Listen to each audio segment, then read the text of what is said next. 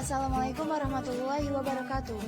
Halo, nama saya Iva Azhara Diwarda dengan NIM 2019-1023-0311-433. Saya adalah salah satu mahasiswi dari Fakultas Psikologi Universitas Muhammadiyah Malang. Di sini saya akan menjelaskan materi perkuliahan psikologi pendidikan, yaitu tentang peran psikologi pendidikan dalam dunia pendidikan sebagai pemenuhan tugas ujian akhir semester dengan dosen pengampu Ibu Sadia Mewar, SPD MC. Nah, penasaran kan pembahasannya seperti apa? Yuk tonton video ini sampai habis supaya kita tahu dan makin paham akan materinya. Selamat menonton guys! Nah, yang pertama, apa itu pengertian psikologi pendidikan?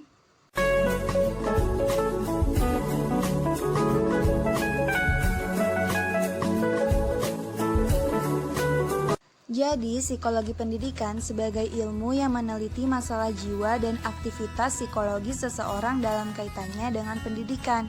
Sebagai interaksi, sebuah disiplin ilmu yang cukup penting dalam memeriksa masalah yang mengganggu atau mendukung jiwa siswa dalam proses pembelajaran.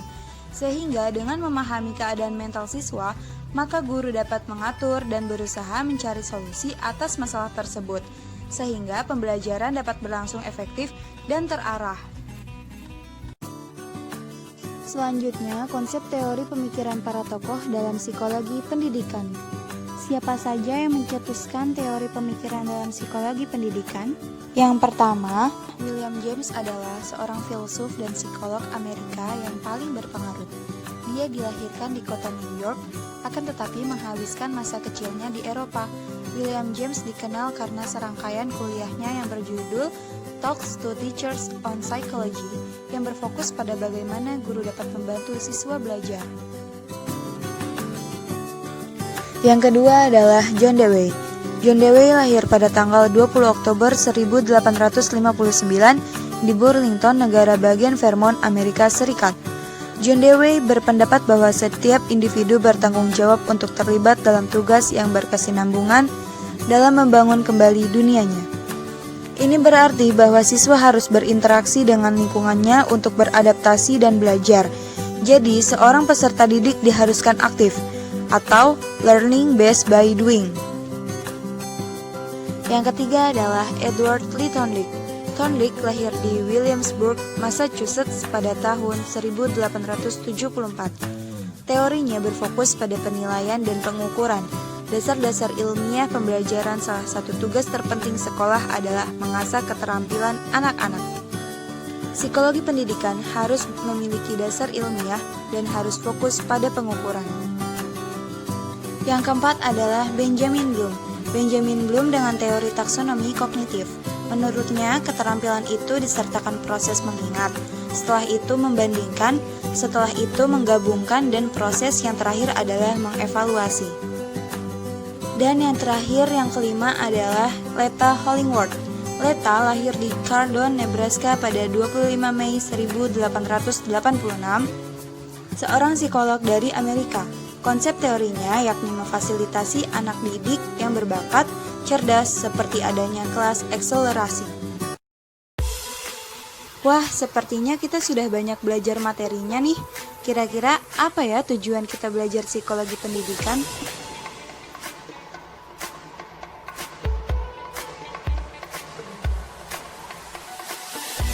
Jadi dapat disimpulkan bahwa tujuan psikologi pendidikan adalah adanya proses perubahan pada aspek kognitif, afektif, dan psikomotorik seseorang atau kelompok, dan usaha mendewasakan manusia melalui upaya pengajaran dan pelatihan.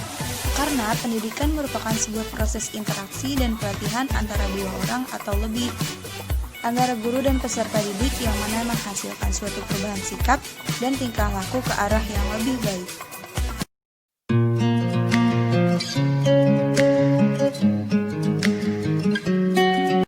Nah, ini dia pokok pembahasan materi kita selanjutnya guys. Simak videonya dengan baik ya.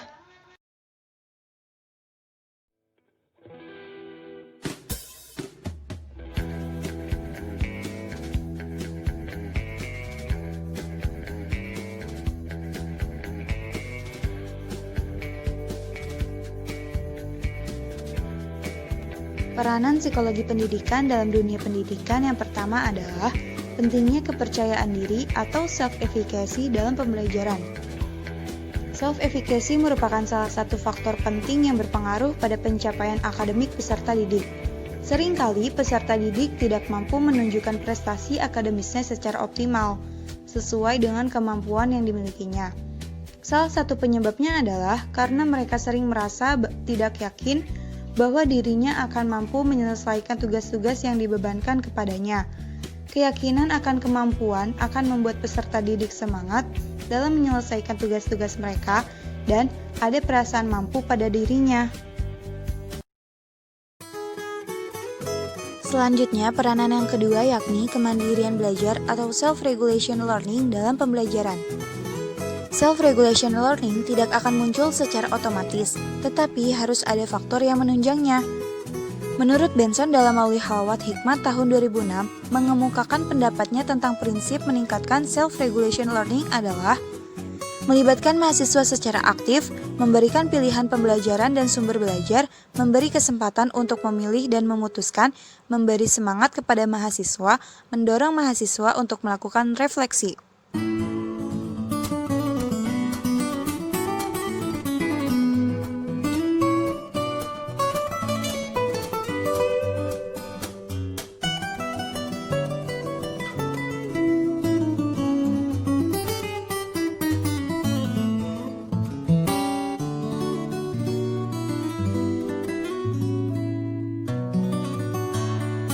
Peranan yang ketiga yakni daya juang. Daya juang adalah kemampuan seseorang untuk melakukan tindakan dan upaya bergerak ke depan secara maksimal dan mengatasi segala kesulitan untuk mencapai tujuan tertentu.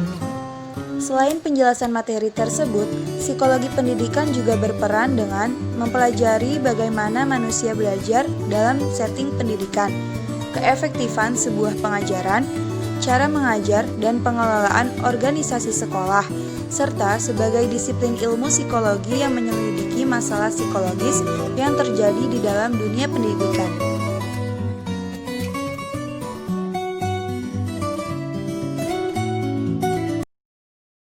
Dalam materi peranan psikologi pendidikan dalam dunia pendidikan, kali ini saya akan mengangkat kasus tentang hubungan antara dukungan sosial keluarga dengan self-efficacy pada remaja di SMU Negeri 9 Yogyakarta.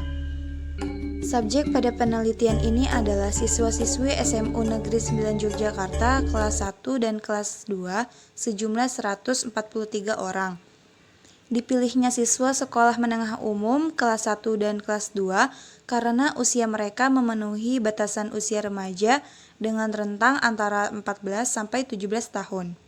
Berdasarkan deskripsi data tersebut, terlihat bahwa subjek penelitian paling banyak berjenis kelamin perempuan, 55,94%, dan berusia 16 tahun, 46,15%. Kasus-kasus yang ditemui pada klien remaja di Biro Konsultasi Fakultas Psikologi UGM adalah terhambatnya studi yang dialami remaja bukan karena kemampuan belajarnya, melainkan karena tanggapan-tanggapan yang salah pada remaja mengenai kemampuan diri yang mempengaruhi kemampuannya dalam penyelesaian masalah. Remaja membutuhkan dukungan dari orang lain saat dia memasuki masa krisis, yaitu pada usia 15-17 tahun. Menurut Rampline dalam Monks dan kawan-kawan tahun 1998, masa krisis adalah suatu masa dengan gejala-gejala krisis yang menunjukkan adanya pembelokan dalam perkembangan. Krisis yang dialami oleh remaja terutama berkaitan dengan prestasi akademik atau prestasi di sekolah. Pada kenyataan, dukungan sosial keluarga, terutama orang tua dan saudara, dalam membantu anak menyelesaikan tugas-tugasnya tidak selamanya berlangsung dengan lancar. Kondisi yang ada sekarang, di mana kedua orang tua sama-sama disibukkan oleh pekerjaan-pekerjaan di luar rumah, yang menyebabkan interaksi antara orang tua dengan remaja terbatas. Orang tua juga sering memiliki cita-cita yang tidak realistis terhadap prestasi akademik remaja. Tuntutan yang tidak realistis ini justru menghilangkan minat remaja pada pendidikan, sehingga remaja kemudian bekerja di bawah kemampuannya. Remaja yang demikian mempunyai prestasi yang lebih rendah di bawah kemampuan yang sebenarnya, menurut Harlock tahun 1980. Selain itu, hubungan dengan saudara yang tidak harmonis akan membuat remaja merasa tidak mendapatkan penerimaan di dalam keluarga. Kegagalan remaja dalam menyelesaikan tugas-tugas akademiknya akan mempengaruhi keyakinan remaja mengenai kemampuan dirinya yang akan mempengaruhi keberhasilan remaja, tidak hanya dalam dunia pendidikan, tetapi juga dalam kehidupan sehari-hari. Ketika remaja memandang bahwa dirinya mempunyai kemampuan, maka remaja tersebut mempunyai dorongan yang kuat untuk mencapai sukses. Sebaliknya, ketika remaja tidak yakin dengan kemampuannya, maka remaja tersebut tidak mempunyai dorongan untuk mencapai sukses. Selanjutnya yakni analisis kasus. Penelitian ini lebih menekankan pada bagaimana dukungan sosial keluarga mempengaruhi keyakinan seseorang mengenai kemampuannya dalam menyelesaikan tugas dan memecahkan masalah, terutama yang berkaitan dengan tugas akademik remaja. Penelitian perlu dilakukan karena seharusnya pada masa remaja, menurut Piaget, seorang individu telah mencapai tahap operasional formal dalam kemampuan kognitif. Harlock tahun 1980. Sehingga remaja dituntut untuk mampu menyelesaikan masalah dan memandang masalah dari berbagai sudut. Selain itu, dengan adanya kemampuan tersebut, maka remaja dapat mengembangkan suatu perencanaan mengenai apa yang harus dilakukan dalam mencapai suatu tujuan, berdasarkan penilaian yang realistis mengenai kemampuan yang dimilikinya. Jadi seharusnya remaja telah mempunyai self-efficacy yang baik dalam dirinya. Selain itu, menurut Harlock tahun 1980, pada masa remaja seorang individu sudah mencapai tingkat kematangan, baik secara kognitif maupun emosi, sehingga muncul keinginan dalam diri remaja untuk mandiri dan lepas dari orang tua. Jadi seharusnya remaja sudah mandiri dalam mencari penyelesaian masalah dan mengambil keputusan tanpa bantuan dari orang lain. Secara ekonomis dan emosional, remaja masih ada ikatan dengan orang tua, karena remaja masih berada di bangku sekolah. Remaja masih membiarkan dirinya dibimbing orang tuanya, membutuhkan petunjuk dari orang tuanya dalam menghadapi masalah dan menyelesaikan tugas-tugas akademiknya. Dengan kata lain, remaja sangat membutuhkan bantuan dan dukungan dari orang-orang terdekatnya, yaitu keluarga, dalam menyelesaikan masalah terutama yang berkaitan dengan tugas akademiknya. Peneliti melihat adanya ketidaksesuaian antara yang seharusnya dengan kondisi yang sebenarnya dialami remaja, khususnya remaja di Indonesia, yang kaitannya dengan dukungan sosial keluarga dan self-efficacy dalam diri remaja. Seharusnya pada usia remaja, seorang individu supaya dapat mengembangkan self-efficacy yang baik serta telah mandiri secara emosi dan kognitif, sehingga peranan dukungan dan bantuan dari orang lain kecil. Namun, kenyataannya pengaruh dukungan dari orang-orang terdekat, yaitu keluarga, mempunyai pengaruh yang besar dalam membentuk self-efficacy dalam diri remaja. Adanya dukungan dari keluarga mempengaruhi keyakinan remaja dalam menyelesaikan tugas akademik dan memecahkan masalah. Tidak adanya perhatian dari keluarga akan mengecewakan remaja dan mempengaruhi keberhasilan remaja dalam mencapai tujuan akademik yang ditetapkannya sendiri. Berdasarkan data hasil wawancara dan observasi dengan guru BP, maka tingginya dukungan sosial keluarga dapat dipengaruhi oleh latar belakang pendidikan orang tua dan kondisi sosial ekonomi keluarga. Adapun strategi untuk meningkatkan hubungan dukungan sosial keluarga dengan self-efficacy pada remaja, yakni 1. Orang tua dapat memberikan informasi dan saran yang dibutuhkan remaja dalam menyelesaikan tugas perkembangan di bidang akademiknya. 2.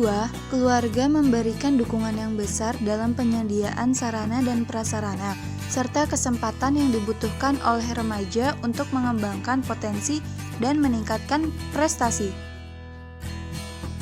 Yang ketiga, karena menurut Bandura pada tahun 1986, individu yang diarahkan dengan saran, nasihat, dan bimbingan dapat meningkatkan kemampuannya tentang kemampuan yang dimilikinya. sehingga membantu individu tersebut mencapai tujuan yang diinginkan. Yang keempat, karena menurut Harlock tahun 1980, dukungan dari keluarga yang berupa penerimaan, perhatian, dan rasa percaya tersebut akan meningkatkan kebahagiaan dalam diri remaja. Kebahagiaan yang diperoleh remaja menyebabkan remaja termotivasi untuk terus berusaha mencapai tujuannya. Jadi, dukungan sosial dari keluarga akan membantu remaja dalam menyelesaikan suatu masalah. Keberhasilan seorang remaja dalam menyelesaikan masalah akan membentuk self-efficacy yang kuat dalam diri remaja. Pengalaman-pengalaman sukses dalam menyelesaikan suatu tugas tersebut akan semakin meningkatkan keyakinan dalam diri remaja dalam menghadapi dan menyelesaikan tugas-tugas berikutnya, sehingga self-efficacy yang dimilikinya semakin meningkat. Selanjutnya yakni kesimpulan. Berdasarkan hasil penelitian yang telah dilakukan, maka dapat diambil kesimpulan bahwa ada hubungan positif yang sangat signifikan antara dukungan sosial keluarga dengan self-efficacy pada remaja. Semakin tinggi dukungan sosial keluarga, maka semakin tinggi self-efficacy remaja, dan semakin rendah dukungan sosial keluarga, maka semakin rendah self-efficacy remaja. Remaja dalam penelitian ini mempunyai dukungan sosial keluarga yang tinggi dan self-efficacy yang sedang. Sumbangan efektif dukungan sosial keluarga terhadap self-efficacy pada remaja sebesar 23,5%. Berarti masih terdapat 76,5% faktor-faktor lain yang mempengaruhi self-efficacy pada remaja, yaitu keberhasilan remaja dalam menyelesaikan tugas sebelumnya atau mastery experience, pengalaman sukses orang lain sebagai model atau vicarious experience, serta kondisi psikologis dan emosional dari remaja. Yang terakhir yakni penutup. Demikianlah beberapa hal yang bisa saya sampaikan. Adanya manfaat dari materi di video ini adalah sebagai edukasi bagi kita dalam meningkatkan keaktifan peserta didik dalam berpikir, meningkatkan kreativitas pengajar dalam menentukan metode pembelajaran, sehingga peserta didik akan terdorong untuk berpikir di dalam kegiatan pembelajaran. Sebelumnya, saya mohon maaf apabila masih banyak kekurangan dalam video ini. Semoga bermanfaat. Terima kasih. Wassalamualaikum warahmatullahi wabarakatuh.